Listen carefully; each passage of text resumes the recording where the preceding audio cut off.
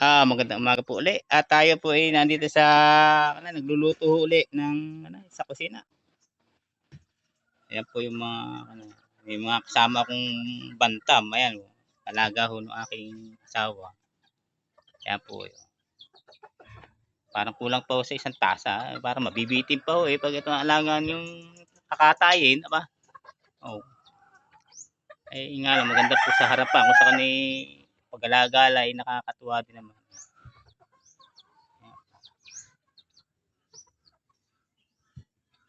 Balik luto ho tayo ng po. Umausap pa kasi basa ho ito. Ito nyo, basa po ito. Ayan, nag-aalaap po siya. Kung sa kanya naiiga na siya. Ayan. Luto. Ayan, malaab na humaig. Mga basa po yan.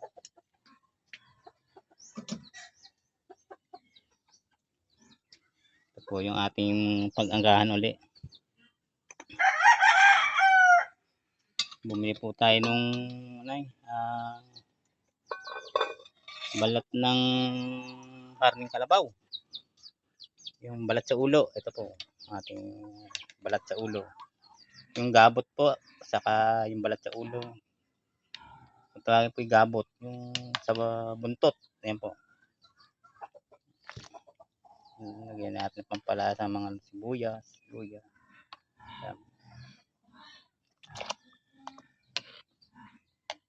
Medyo labugin po ito. Kailangan po magandang gatong at saka lutuan kasi nga po ito may katagalan din labugin dahil ito po yung gabot. Kaya po ang recipe natin sa umaga.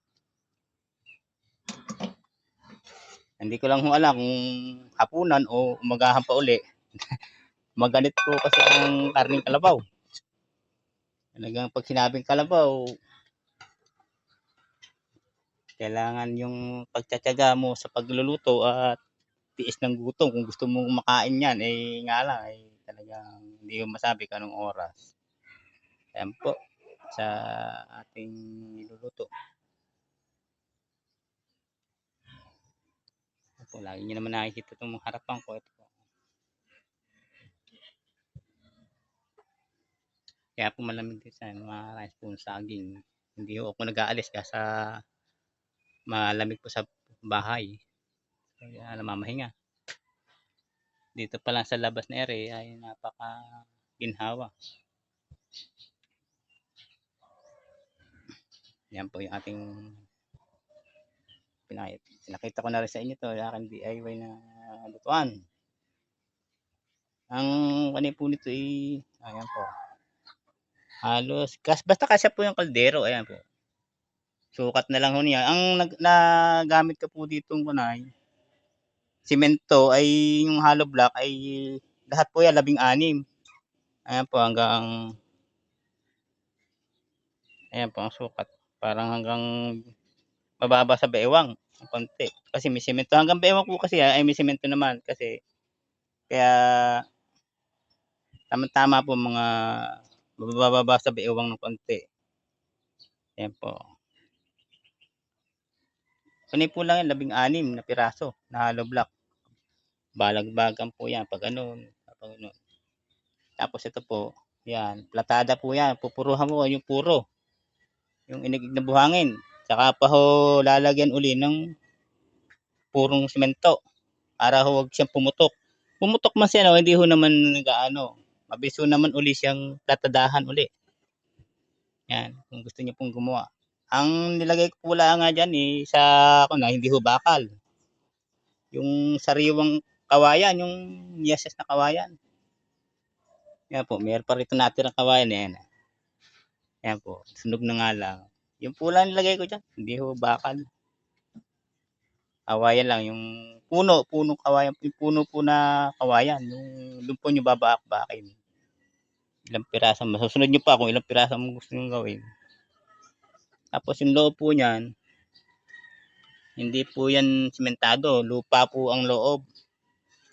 Hindi ho sinisimentohan yon kasi kailangan lupa, abuhan kasi yan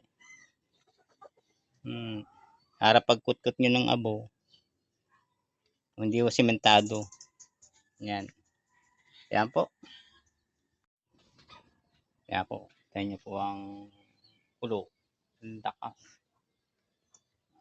Apoy, sariwa yung kahoy.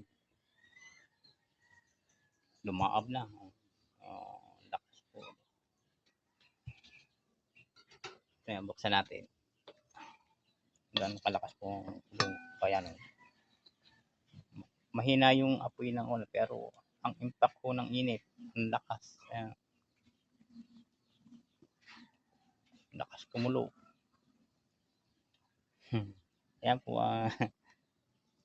na-discover kong magandang kalan talaga kaysa sa mga kalan na kasi ang ginawa ko lang dito sa kalan na lampasan po ang hangin. Ayan po. Kung saan mo gustong pumusta, halimbawa dito ka pupwesto, pwede rin. Kaganado ng hangin. Kung halimbawa naman ay paparito, dito ka naman sa kabila pupwesto. Yan. Para mahalo mo at hindi ka mainitan. Yan po ang kagandahan itong kalang ito. Ang palibot ay huwag nyo lang haharangan para paikot-ikot man, hindi ho mainit. Kung halimbawa gusto nyo huwag mainit, ito. Yan. Yan.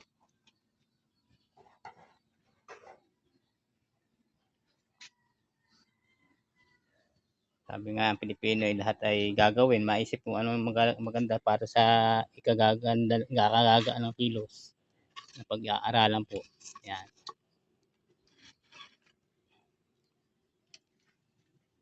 Ito'y magandang gatong at saka lutuan kasi nga po ito'y may katagalan din labugin dahil ito po na labo. Kaya po ang recipe natin sa umaga. Hindi ko lang alam kung hapunan o umagahan pa uli.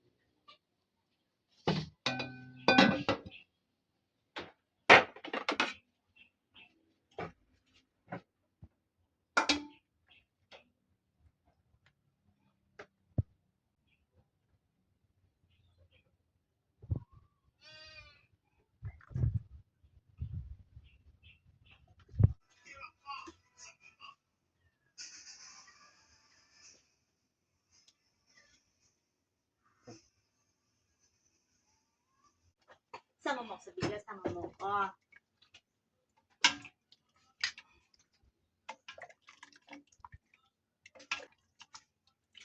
Lahat pala maganduan tayo malaki. Ay, lahat.